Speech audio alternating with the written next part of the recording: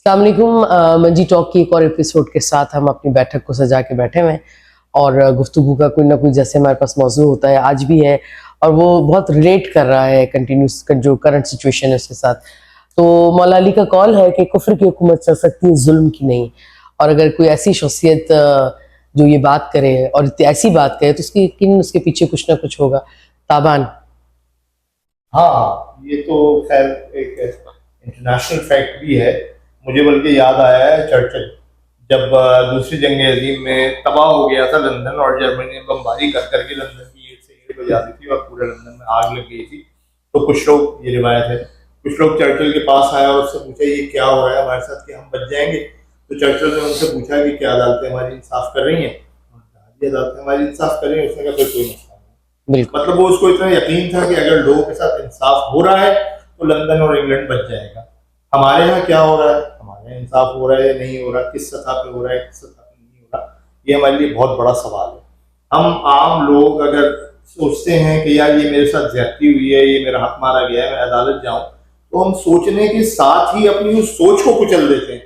क्योंकि अदालतों में जिस तरह से जलील किया जाता है, अदालतों में जिस तरह से रिश्वत का बाजार गर्म है, यानी हर आम आदमी, आप किसी सेशन कोर्ट में चले जाएं, छोटी अदालत में आप चले जाएं, वहां आपको जाके अंदाजा होता है कि केस लगवाने के लिए भी पैसे देने पड़ते हैं और ये सरेआम हो रहा होता है। मतलब 25 आदमी बैठे हैं उस कोर्ट के अंदर और जो कोर्ट का अमला है उसको वकील साहब किताब में रख के या आपको बगैर रखे उसको नोट पकड़ा रहे होते हैं वहां। ये मेरी आंखों देखी बात है, इससे मैं बता रहा हूँ।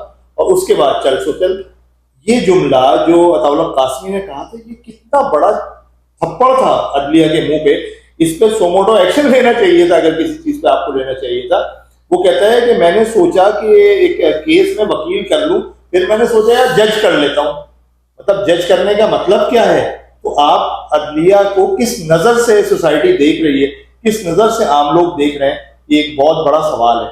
जो हमारी पहली जमहूरी हुकूमत थी ख्वाजा नाज़िमुद्दीन की, जिसको गवर्नर ने, जो कि बरतानिया का नुमाइंदा था, गवर्नर पाकिस्तान का नुमाइंदा या अवामी नुमाइंदा नहीं था, गवर्नर बरतानिया का नुमाइंदा कहलाता है। गवर्नर गुलाम मोहम्मद ने एक मुंतखब आपकी जो जमहूरी हुकूमत थी इसको डिसॉल्व कर दिया, असेंबली को डिसॉल्व कर दिया। आप केस लेके गए स्पीकर साहब हाई कोर्ट और हाई कोर्ट ने फैसला दिया कि नहीं, ये तो गवर्नर इसको डिसॉल्व ही नहीं कर सकता हुकूमत को, तो आपको हुकूमत को बरकरार रखना है। सरकार और गवर्नर साहब अपना केस ले गए सुप्रीम कोर्ट में, मौलवी तमीजुद्दीन मशहूर केस है, सुप्रीम कोर्ट में ले गए गवर्नर साहब और सुप्रीम कोर्ट ने, जस्टिस मुनीर ने फैसला दिया कि नहीं, नजरिए जरूरत के तहत हुकूमत गई तो गई। मतलब हमारा आगाज ये था, हमारी अदालतों ने हमारे साथ ये किया था। तो माइक्रो से लेके मैक्रो तक, नीचे से लेके ऊपर तक अदालतों का किरदार ये रहा है हमारी सोसाइटी में।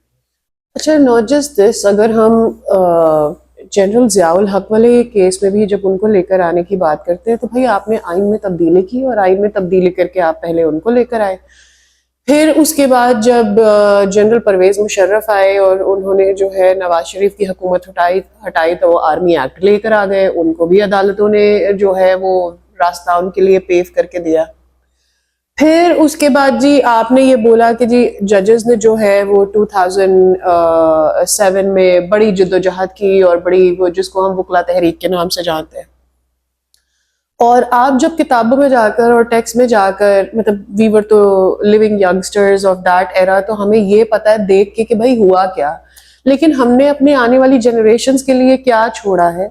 ज्यादातर टेक्स्ट में आपको यही मिलेगा जी कि उस दौर में पाकिस्तान में अदालत का कोई से नहीं थी, अदालत की कोई रिट नहीं थी और इसी वजह से जो सारे फैसले थे वो सियासी फैसले होते थे या सियासी इन्फ्लुएंस की वजह से फैसले होते थे।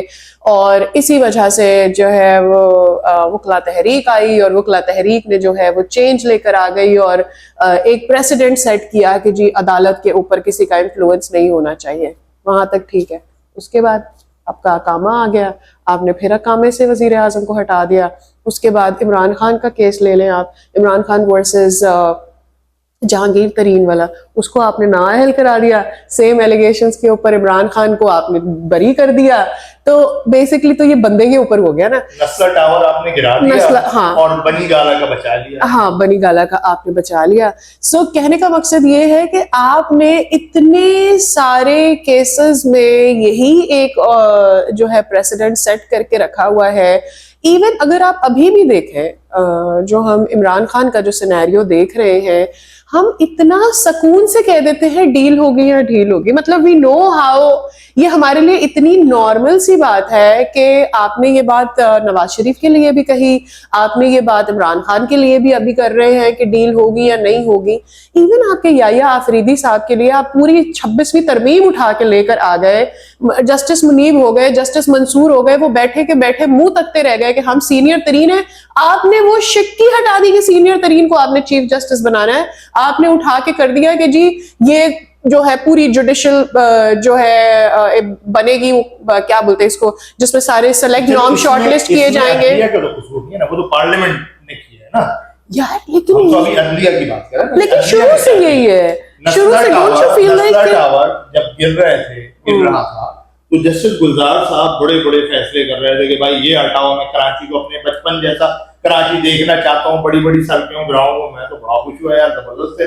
اچھا نسلہ ٹاور بھی گر گیا جی, وہ الدین پارک بھی گر گیا. اچھا, اور وہ باقی جگہیں جن لوگوں نے میرے فٹ پاتھ بھی قبضے کیے ہوئے, ان کے اوپر سینما بنائے ہوئے, وہ جو پارک آپ نے سبزی منڈی خالی کر کے بنایا تھا کہ پبلک کے لیے یہ ایک بڑی زبردست چیز ہوگی, اس پہ کس کے قبضے ہیں, اس پہ شادی ہال کون چلا رہا ہے.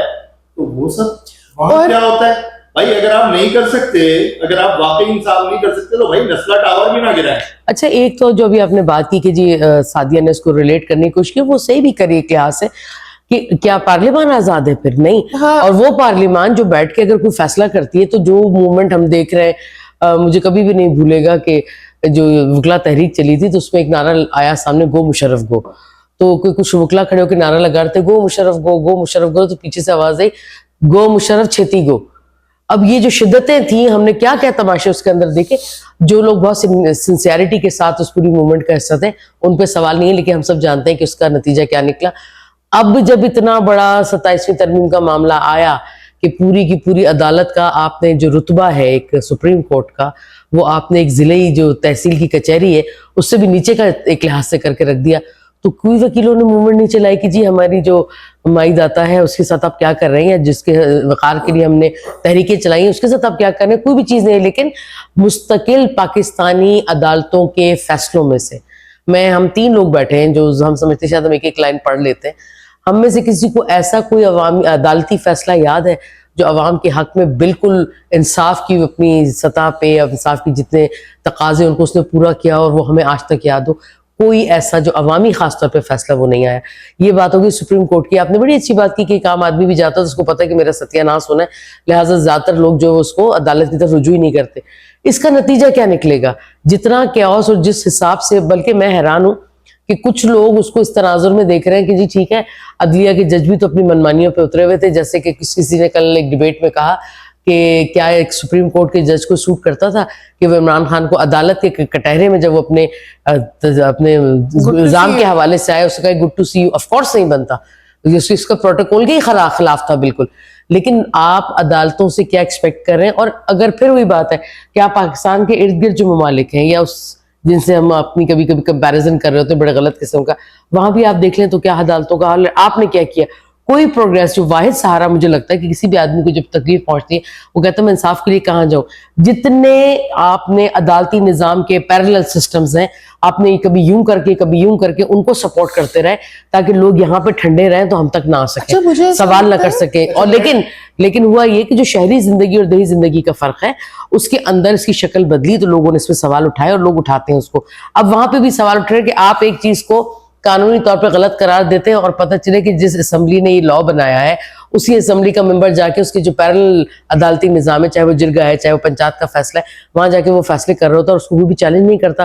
حتیٰ کہ اگر لوگ اس کو پوائنٹ آؤٹ کرتے ہیں تو وہ لوگ پکڑے جاتے ہیں. بہت مختلف سی باتیں ہیں وہ جو آپ کہہ رہی ہیں کہ پارلیمنٹ نے کیا کیا, کٹسائز کر دیا عدالت کو یا بالکل اس کو ختم نہیں کر کے رکھ دیا. ویسے یہ پارلیمنٹ کا اختیار ہے کہ وہ کیا کرتی ہے. اگر اسے آئینی عدالت بنایا اور سپریم کورٹ سے وہ اختیار لے لیا, اختیار تو ہے لیکن تابان اگر اختیار کا غلط استعمال کرتے ہیں, میں یہ اختیار کا استعمال کر رہا سبھی کر رہے ہیں نا. ہاں وہ سب کر رہے ہیں, لیکن عدالتیں جو ہیں وہ پارلیمان کے نیچے, عدالتیں پارلیمان کے نیچے, عدالتیں آئین کے نیچے ہیں.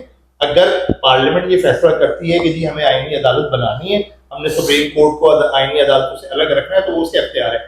اس پہ ہم تنقید پارلیمنٹ پہ کر سکتے ہیں یا ارکان پارلیمنٹ پہ کر سکتے ہیں کہ انہوں نے اپنے ویسٹڈ انٹرسٹ کے لیے ایسا کیا ہے, لیکن ان کا اختیار چیلنج نہیں کر سکتے. کوئی سپریم کورٹ, کوئی باڈی, کوئی بار کاؤنسل یہ اختیار چیلنج نہیں کر سکتی, یہ آئین نے ان کو اختیار دیا. دوسری بات یہ کہ جو ہماری عدالتیں ہیں انہوں نے, ان کے پاس جو ڈنک تھے نا ان کو شاید نکالنا اب ضروری تھا. مطلب صرف یہ سوموٹو کا جو اختیار تھا اس سے کتنے بڑے بڑے نقصان ہوئے.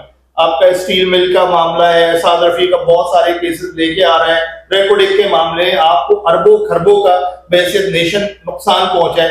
کسی ایک جج یا کسی ایک بینچ کی وجہ سے پورا اپنے پارلیمنٹ کا یا پورا اپنے عوامی نمائندوں کا استحقاق مجروح کیا ہے. آپ کو اپنی توہین عدالت تو بڑی جلدی یاد آ جاتی ہے, لیکن وہ جو نامعلوم افراد, لاپتہ افراد ہیں, ان کی مائیں بہنیں جو سڑکوں پہ رل رہی ہیں, ان کے کیسز کا کیا؟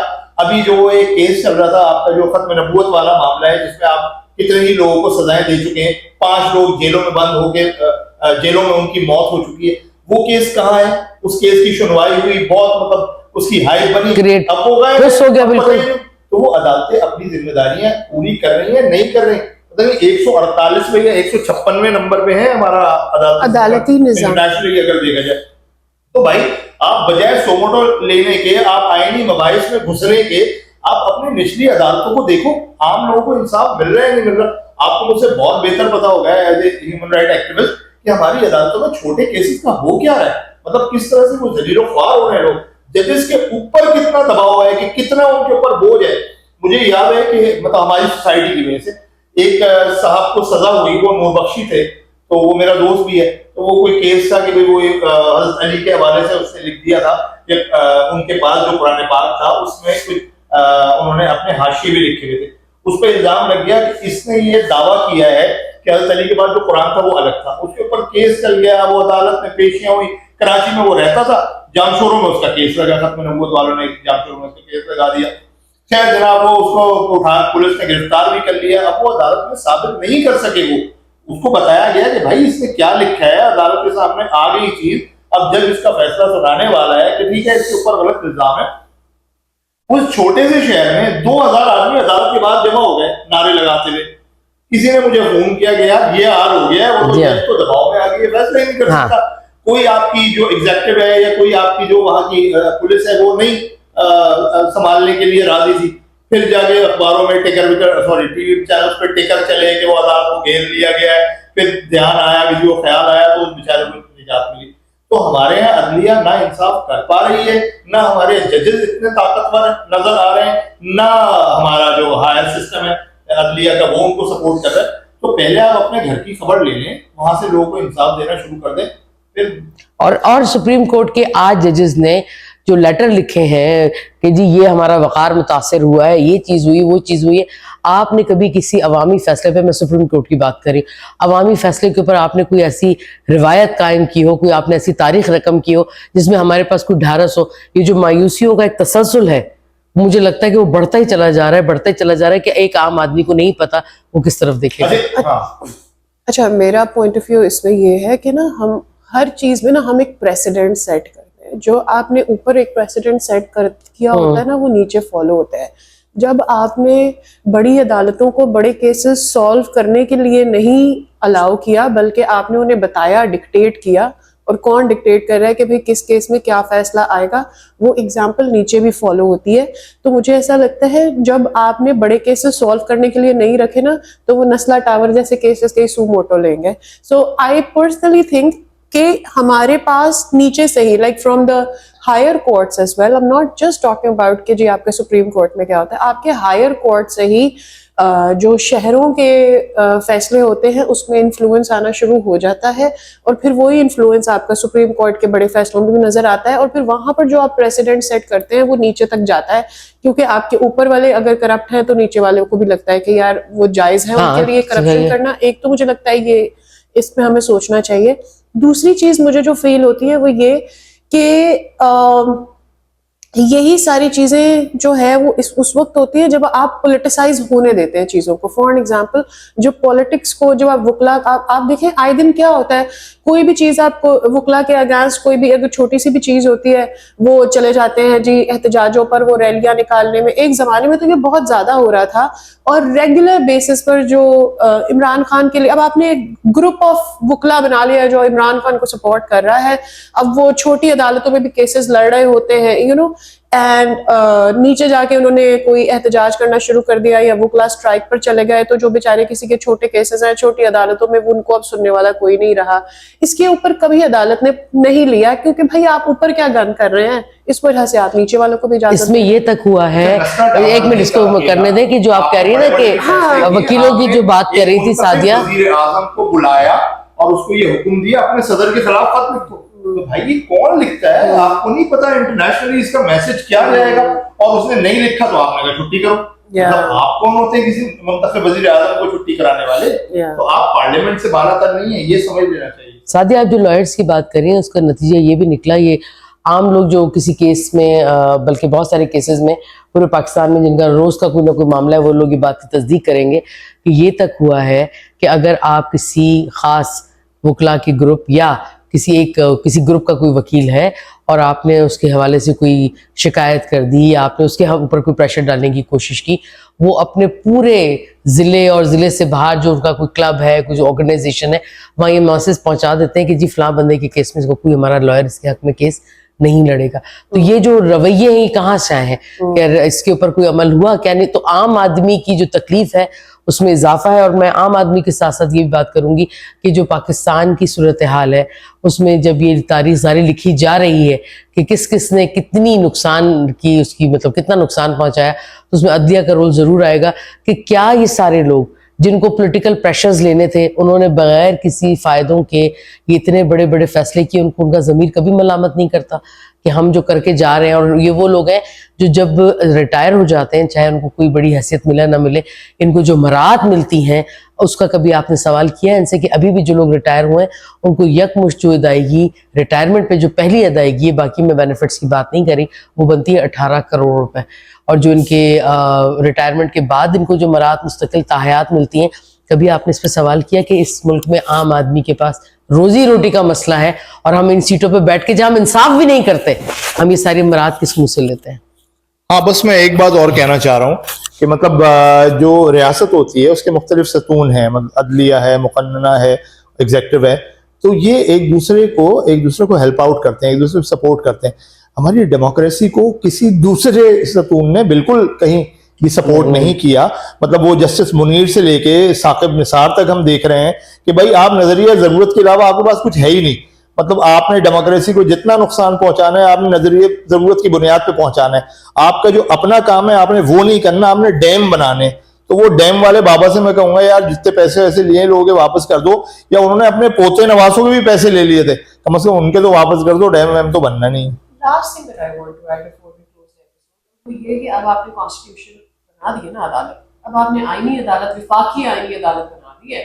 اب دیکھ لیتے ہیں کہ نچلی سطح سے کتنے کیسز ہوتے ہیں جو آپ کہہ رہے تھے کہ پولیٹیسائز ہو جاتی ہیں عدالتیں, اور وہاں پر انفلوئنس ہوتا ہے, وہاں پہ رش بڑھ جاتا ہے اور لوگوں کو موقع نہیں ملتا. لیٹس سی کہ اب کتنے کیسز آپ ریزالو کریں. سپریم کورٹ کو چاہیے اب نچلی عدالتوں کو آپ ٹھیک کریں, نچلی سطح تک انصاف دیں, اب آپ آئینی مقدمے نہیں لیں.